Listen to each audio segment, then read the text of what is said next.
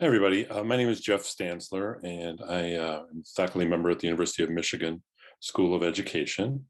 And my presentation today is about using mentored simulations to strengthen student voice and enliven the study of social studies. So let's begin. So I direct a project called Interactive Communications and Simulations. And what we do is we design web-based writing projects, cultural explorations, and simulations for a worldwide network of middle school and high schools. The projects are meant to bring students together in challenging student-directed environments, and they foreground ideas of mentorship to start with. I'll talk a good bit more about this before I'm done.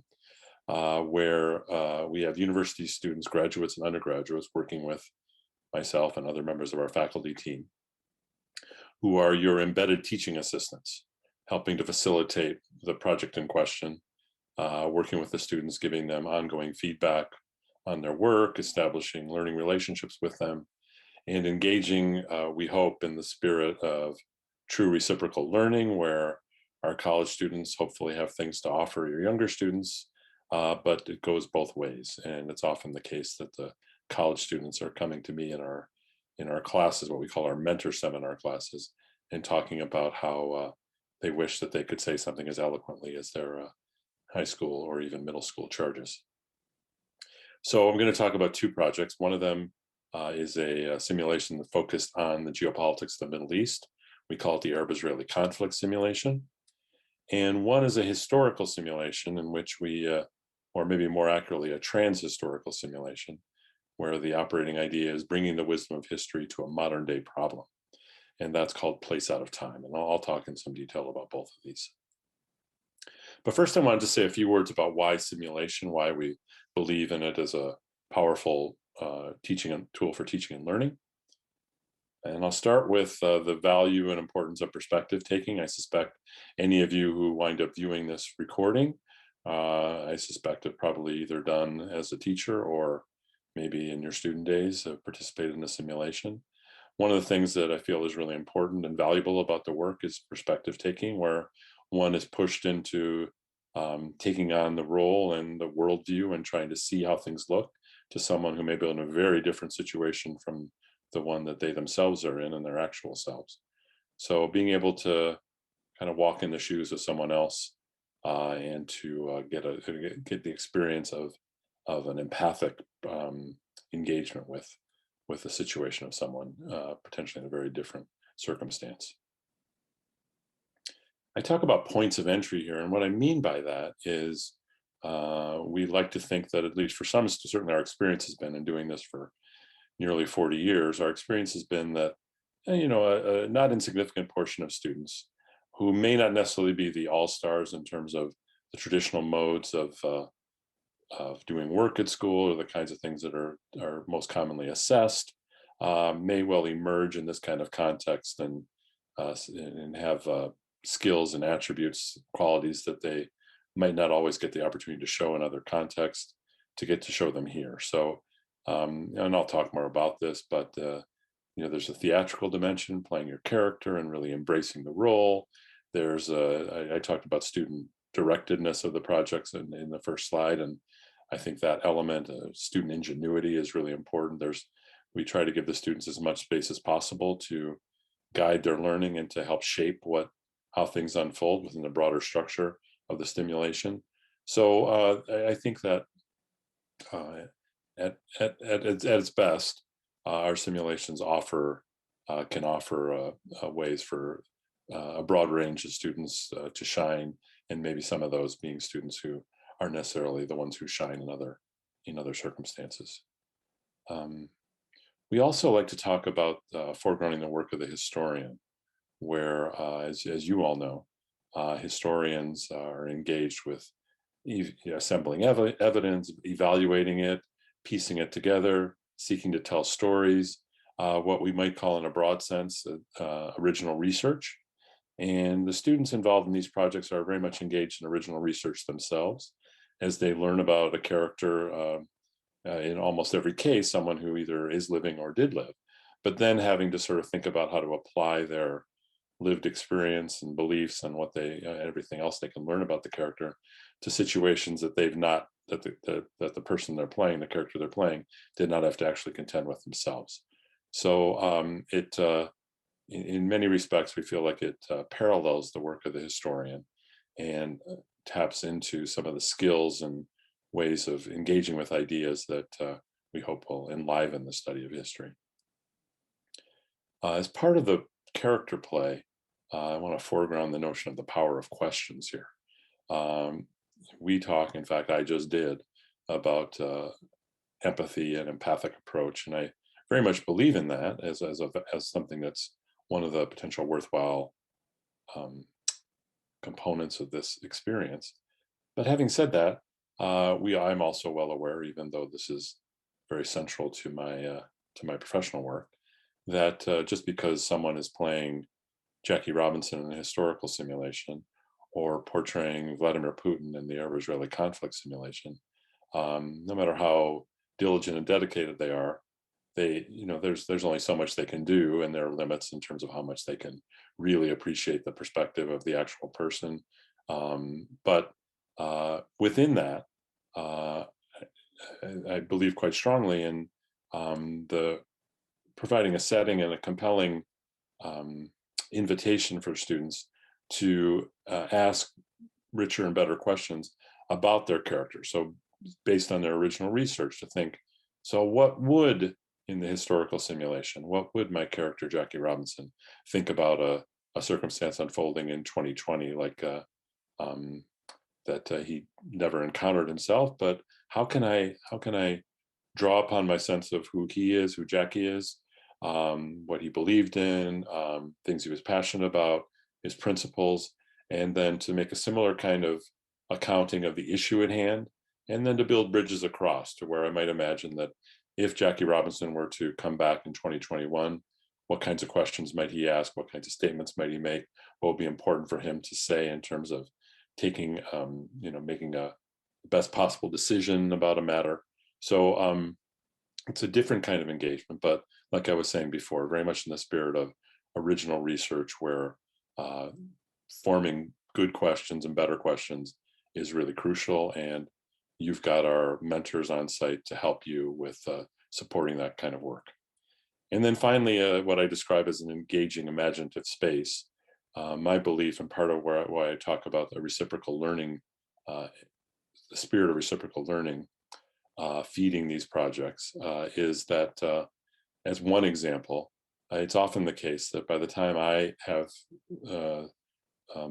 have my college students in my classroom, um, they have, accomplished many things academically, but it may also be that the kind of playful spirit that is very much at the surface for middle school students is has kind of been buried underneath other things that they've had to value, and that are that things that in a college setting are things that they've had to develop. And so within the engaging imaginative space, where we're leaving ourselves behind and imagining what it would be like to be a king or the foreign minister of a powerful country, or whatever it might be, a famous artist or musician, there's both the opportunity to get outside oneself and to do that in a playful and even theatrical spirit, but also, again, as I was saying with the reciprocal learning idea, that it's often the case that the younger students are far better at that than my students are. One of the ways in which the college students learn, in which the idea of reciprocity comes into play, is a reminder of the pleasure to be found in being playful about one's learning, and some nice examples and illustrations of that approach that are presented to my students by the younger students. So let me talk for a little bit, if I might, about the Arab-Israeli conflict simulation. So we're looking at a snapshot of the region here, and most of the countries you see here are ones that, in fact, I'm trying to think if there are any that aren't. I see the United Arab Emirates is not one, but virtually all the countries you see here are represented in the simulation. So Iran, Iraq, Syria, Jordan, Lebanon, there are actually two teams to represent the political factions there. likewise with Palestine. So countries of the region and then outside stakeholder countries are represented within the simulation. Details to come. But let me just tell you in general terms what it is. So it's a 10-week diplomatic simulation where students are in groups of at least 3 are taking on representing a country or organization, political entity. So it could be Israel, it could be an organization like the European Union, could be a political entity like Palestinian Fatah, which is one of the 2 major political factions, along with Hamas in Palestine. Both of those factions are portrayed in the simulation. So students are collectively representing a country or organization or faction, and then representing, often individually, but sometimes in pairs, playing the leaders of that group. And we have, as I'll show you in a minute, we've got as many as 20 different teams, countries, organizations, factions that are represented in the simulation, each with 3 current leaders. So the people there, they are not playing roles. They're not playing President of the United States. They're playing Joe Biden.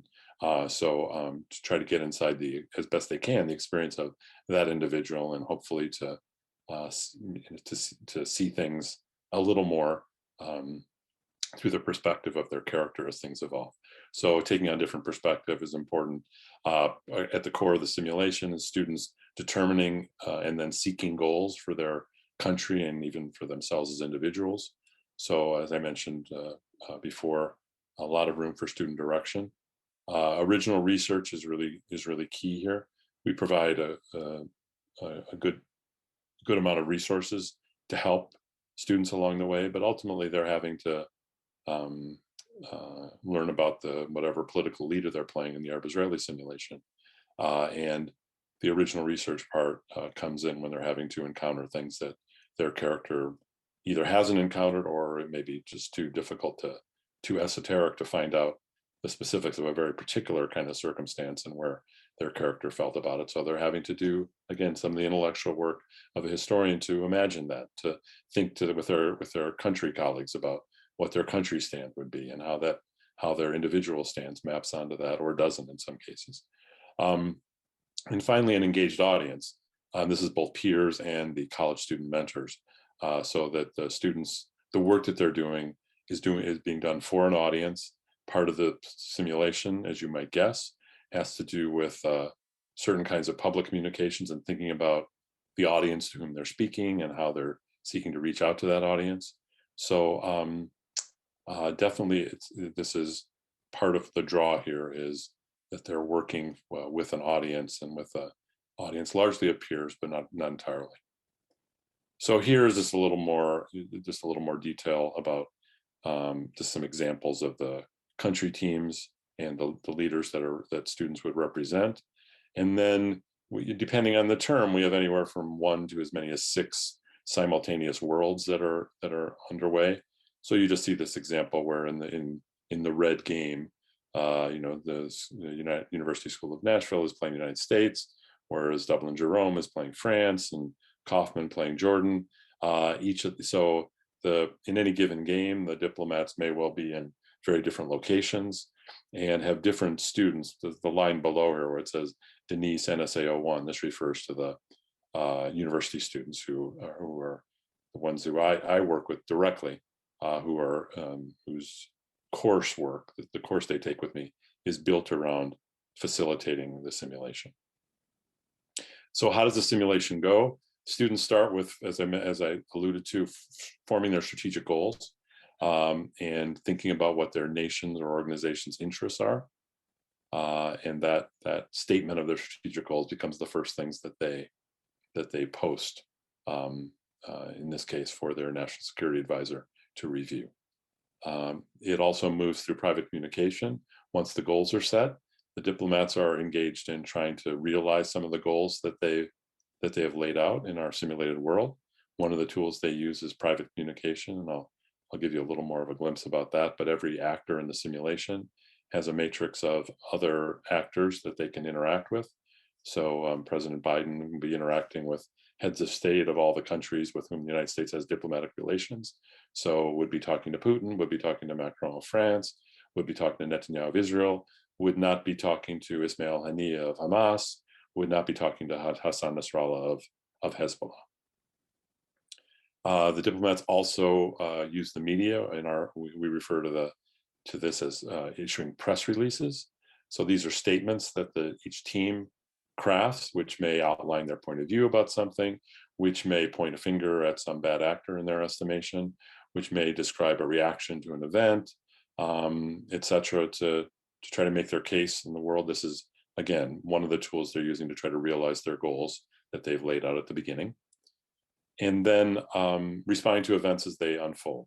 So, and ultimately working towards trying to potentially create events responding to problems they've identified or issues they've identified in the region that they need to speak to, or that they need to try to problems they need to solve.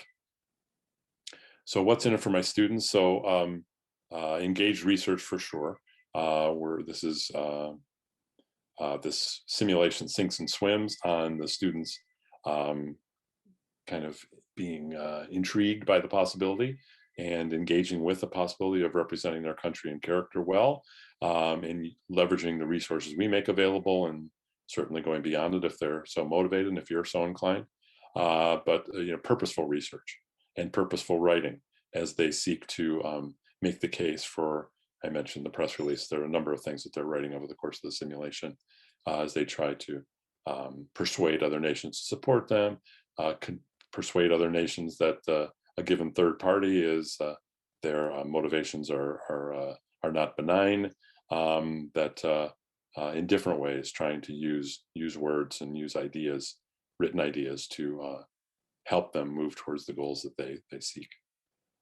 We try to, I mentioned about student directedness, so this is maybe enough to say that we try our best, and I'll show you a couple examples of how it works to make ample room for student ingenuity. Relationship shift, by this I mean that because you've got these embedded actors who are, for example, when goals get written, they aren't automatically, that's not the end of the story necessarily. They're submitted to their national security advisor. I'll show you how this looks, and the national security advisor gives them feedback. And that feedback may end with them saying, here are a couple things I'd like for you to develop further or clarify, or think about prioritizing differently. So I'm going to ask you to resubmit your goals. So the national security advisors are giving the diplomats ongoing feedback on their work, but ultimately making decisions about goals or press releases or other things that they're writing, and making determinations about whether they'll be approved and enacted into the game or returned for a vision for additional work. So in that sense, then you've got these outside parties that are evaluating in a way that you ordinarily would be the sole person who would be most likely. So you've got the dynamic changes a little bit relative to this outside person who's taking on the role of hopefully being a partner with you and supporting, that's our goal, in supporting the learning of your students, but also being the one that, if at times maybe the one to wear the black hat to say, you got to do this again, and that's not coming from you, and then then your relationship with your student relative to that is a little different. So mentorship is really key, and I want to show you how that looks in a moment here. But in terms of the engaged research, so we've got a pretty rich compendium of resources we put together over the years. So for each of the teams, the 20 teams, there's a rather extensive body of information ranging, as you see here in this example, from the European Union, about, in this case, talking about what the European Union is all about, talking about its stance relative to the Arab-Israeli conflict, and the CFSP, the security agreement among the members of the EU, and what that does and constrains and makes possible in terms of the European Union acting, particularly in military ways, which is, is rather limited. And then character profiles. So each of the 60 characters played in the simulation has a character profile to give the student or students playing that character an in-depth sense of who the person is and who his constituents are or hers, his stances, the kinds of things that a leader like Mahmoud Abbas has to think about, who he's beholden to, what kind of constraints he has, etc. So while your students are, of course, most welcome to go beyond this, our hope is that the character profiles can provide a solid basis, even if it's just the character profiles, for a reasonable portrayal of the character in question. So now I want to give you just a look at some of the specifics here. So one thing so here's the example of strategic goals, where the Saudi team is, this is just an excerpt from what they're submitting, where they're talking about what it is they want to accomplish, which countries are going to be important to they're realizing those goals, whether it be allies and supporters or opponents, as it were, and as well as outcomes they want to avoid. So they submit their strategic goals to their NSA. I'll show you the results of that in a moment. Once their goals are approved, as I told you, they're using the media. So here's an example of the Turkish President Erdogan issuing a statement, a public statement, pertaining to issues related to the Kurds, which very much concern the Turks. And once a press release is submitted and approved by the National Security Advisor, it then becomes public and can be discussed by all concerned. The strategic goals are always private between the country and their NSA, but press release becomes a public document. So the whole dynamic and motivation for writing it and concerns and constraints around that change. And then we've got diplomatic messages. So here's a glimpse here. Here's our Turkish head of state Tayyip Erdogan writing to Mahmoud Abbas and Fatah, making a pitch with Turkey to Turkey making a pitch to Fatah, an interest in springing activist and political leader Marwan Barghouti, who's part of the Fatah team, and Abbas responding to Erdogan. And so one of the ways in which things move forward is through these private messages, which are sent both one-to-one and one-to-several, but this is the private domain of diplomacy. I want to show you we've looked at strategic goals, which are the foundation piece. I showed you an example of a press release, the diplomatic messages we just looked at, and we're ultimately working our way towards countries issuing what's called an action form. And what that is by the time this goes back to their goals, where the notion is that they've thought about, worked to gain support for things that they feel are important that may require action of some kind, whether it's military, economic, it may be related to monitoring borders or any number of things. So they submit in this first, on the left side of the screen here, as I'm looking at it, the first item, an action form which came from the Iranian team in this case.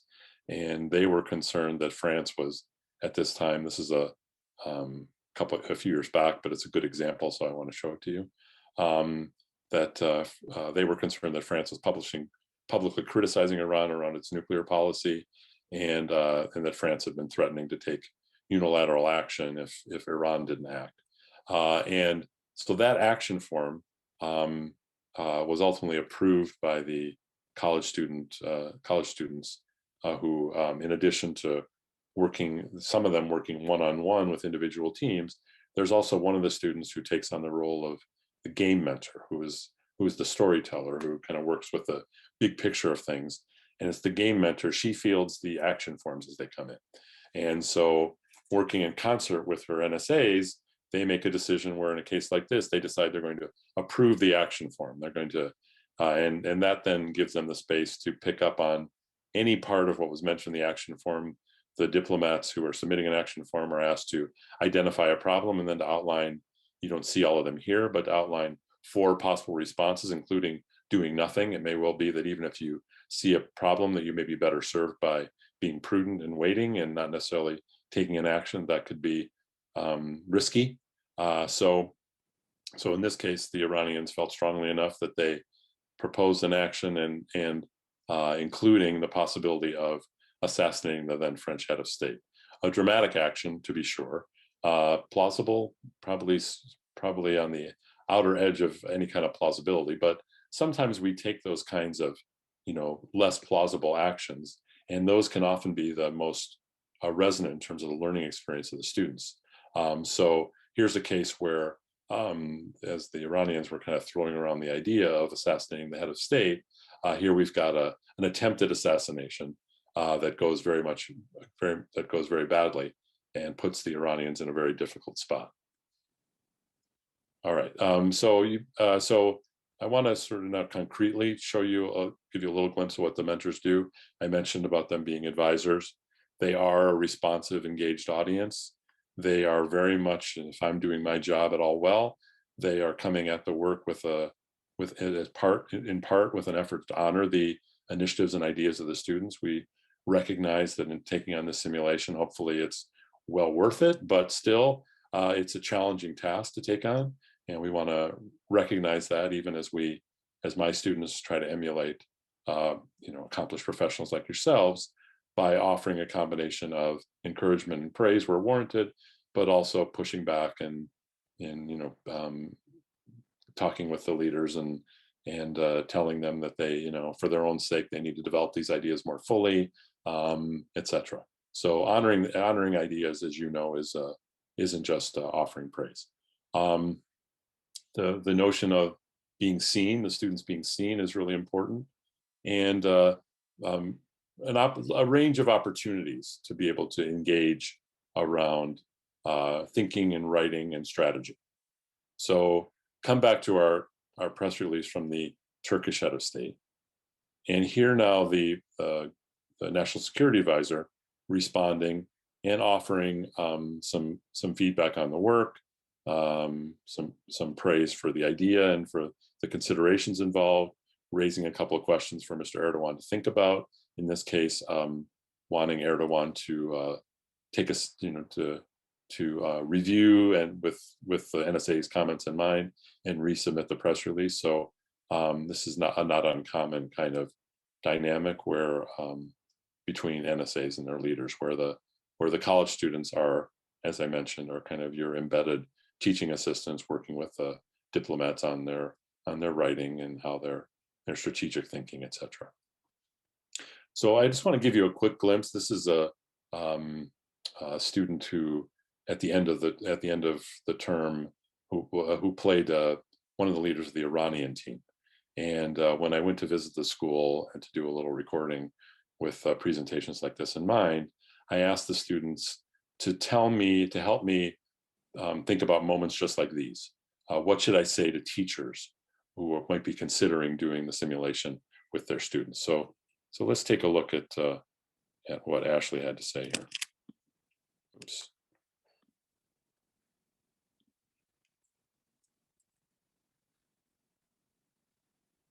One of the goals for teachers is not only to present the information, but to make the children get involved in it, to make them engage in what's going on. And this is kind of a way to make the teenagers go back to like their roots as little kids, because you're role playing, you're playing pretend, and it gives it a whole new perspective, and it makes it way more fun. And you think that you won't get involved in it at first, and you'll be like, oh, I don't care. This is just about like Iran. And now, weeks later, I refuse to call it Israel. It's Palestine. You get really involved in it. And if teachers want their students to be engaged in it, just writing it down in a notebook isn't going to get them engaged. You have to give them something to hold on to, and that will keep their interests, and then they'll keep wanting to learn afterwards. Okay. Thank you, Ashley. So in the remaining time, I want to give you a glimpse of our historical simulation, Place Out of Time. The Arab-Israeli conflict simulation runs both fall and winter. Place Out of Time is a winter offering. And as I mentioned, the gist here is bringing the wisdom of history to a modern day problem. So the interactions take place in character. All the students are playing actual, whether historical or contemporary, or even from the pages of fiction, whether it's the student participants on the middle school, high school side, or the college student mentors are also playing characters as opposed to more generic figures like national security advisors in the Arab-Israeli simulation. The motif is a trial where we're framing the modern day issue around the conceit of a courtroom and deliberations and decisions to be made. As with the other project, honoring and supporting student work and providing a context to think about our thinking. how do we think things through? So one example is in this. So we're looking to, as indicated here, to dramatize complex questions. So in a recent run of the simulation, we took up a question of a decision that had actually been reached in an Italian court. We'll sometimes go outside the United States if we have things that present some interesting dilemmas, particularly as students are primarily North American group of students, can kind of weigh something in a way something is thought about in another country compared to their own in interesting ways. So here the example from the just being as the picture indicates, a refugee in Genoa, Italy, was arrested for stealing a small amount of food from a grocery store, and he confessed to the crime, but and was jailed. But his lawyer appealed the case, not because they were claiming that he was innocent, but were hoping that they could reduce his sentence. But in the courts, and in the end, it went to the equivalent of the Italian Supreme Court, their Court of Cassation, where they ruled that the man's need for nourishment excused the theft, that he was someone who without means, and that at the human level, being able to respond to his need for nourishment, in terms of competing values, ranked higher than the property rights of the shopkeeper. So we've got a nice little, as you might imagine, a rather delicious little dilemma here, in a way of thinking that's very different from certainly most of my experience with American courts. And so as we work our way through this, we've got, again, like with the Arab-Israeli simulation, both public and private conversations. And among the things that are spoken about in the public sphere, we're bringing witnesses who have interesting things to say that are relevant to the case. Here's an American homeless activist who was involved in advocacy work on behalf of the homeless, and so John Joyce is called. We also have exhibits that link primary source documents of different kinds and frame big picture questions. So one of the categories in the exhibit room during this run of the simulation had to do with questions of responsibility. And you've got an image here on the left. It may be a little hard to see. So it's indicating large numbers of people who are making their way into Europe, and basically all the signs are pointing everywhere but in. They're all pointing out or over or somewhere else. And the prompt here asking the guests, having read the question, having looked at the image, to think about what advice they would have from their perspective, their place, their time, their ways of thinking, about how, in this case, the Europeans might find a humane solution to the problem of what to do with this huge flow of immigrants, allowing for the possibility that for some of our guests, this would not be seen as a problem at all, or not a problem that anyone should be worrying about past the level of, how to just perhaps rather plainly and simply, and some would say crudely, get rid of these people. So is it a problem? And if so, how do we speak to the problem? So in doing this work, I mentioned the work of the historian, and that very much applies here. I would also want to foreground the work of the anthropologist, who, there were things we're trying to mimic in terms of the work and the experience of the students. As an anthropologist like Margaret Mead, looking at the world around, in a very different cultural setting, and trying to make sense of it, and how the eyes through which she sees it, and the questions she asks as she tries to make sense of it, and how she engages with the people she's observing and tries to understand phenomena. It also very much includes a theatrical dimension, as Sarah Bernhardt would tell you about. In a sense, all of the student characters are engaged in an intellectual, but also an imaginative, creative, and even theatrical undertaking, where what they say is important, but how they say it is also very important, and how perhaps what they would say might sound very different depending on who the audience that they're speaking to is. Same kinds of considerations would apply to a novelist like James Baldwin, who is thinking both about telling stories, exploring stories, and exploring human motivation through his work. I think, time permitting, I'll just rather than take time to actually walk through this, I'll just show you. This is an example of the kind of thing that we do in our classes and as part of the teacher's guide, the resources that we provide to the teachers. We consider this very much a blended learning project where offline work feeds online and online feeds offline. So here's an example of something where the students are presented, whether it's the middle school and high school students or my college students, are presented with a scenario, sadly all too familiar to us, about a homeless person on the street, or seemingly homeless, who is asking for money, and what do you do? And of course, that moral question is really important to me.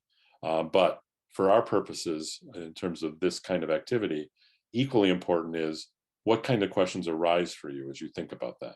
So, we might think about, well, what is the nature of this problem? Is it a personal issue relative to an individual? Is it a broader societal problem? Is it a question of is it systemic? Does it matter who the person is? Depending on who the person encountering this is, the character, it might very much matter, I don't know, what faith tradition the person belongs to, or what race the person belongs to, or any number of things, what social class, their appearance. And so thinking about the kinds of questions that emerge, both for us as ourselves, and then as a step to thinking about what might be of concern to our characters. Would it matter if there was an audience around of other people looking as I engage with this person? Would that make any difference about what I would do or not do? So, we raise questions. What would Gandhi think? How about Cleopatra? Or how about LeBron? And the kinds of questions they would ask about the scenario, about this situation, as practice to thinking about our own characters as we think our way into the dilemmas and questions and decisions that our characters make in our simulated world. So just to kind of give an illustration of some of the kinds of things that are in our teacher's guide, where we're doing our best to, and often tapping into the expertise of teachers who we've worked with over many years of doing this project. The Arab-Israeli conflict project is nearly 40 years old, placed out of time about 20. Lots of ideas for helping students to get into character, for helping students to reach out to, thinking about ways to reach out to other characters. So it's not just what they say, but also engaging with other people in different ways to find out what they think and having exchanges of ideas. I mentioned about, research. There's all the characters, they make an initial statement, what's called a profile, as they establish their character and write in first person, who they are, what's important to them, to give a sort of a brief but hopefully useful glimpse into who the character is. So and variety of other things, including the navigation of our password protected website. So I'll conclude here. So the projects are free of charge. As I say, they run for about 10 weeks, give or take. There's a little prep time on one end and debriefing on the other end. Because we believe it's really important to make meaning from an experience, to step out of character and to talk about what one learned, what the experience was like. Did it impact themselves, their actual selves? As I mentioned, that the Arab-Israeli project runs in the fall, and both projects run in the winter term, January to April. We have, I've shown you some of them, but there's a healthy portion of resources for teachers to support the work the students do, both in the classroom and then feeding into the online space. And I've got my contact information here. One of the things, if people watching this are interested, welcome to email me. Although the sites are password protected, we do have guest passes that we can offer you if you want to see how things work, as well as a website at icsmich.org with a lot more information about the projects and so on. So I'll end it there. I want to thank everyone for your attention, and I hope you enjoy the rest of the conference.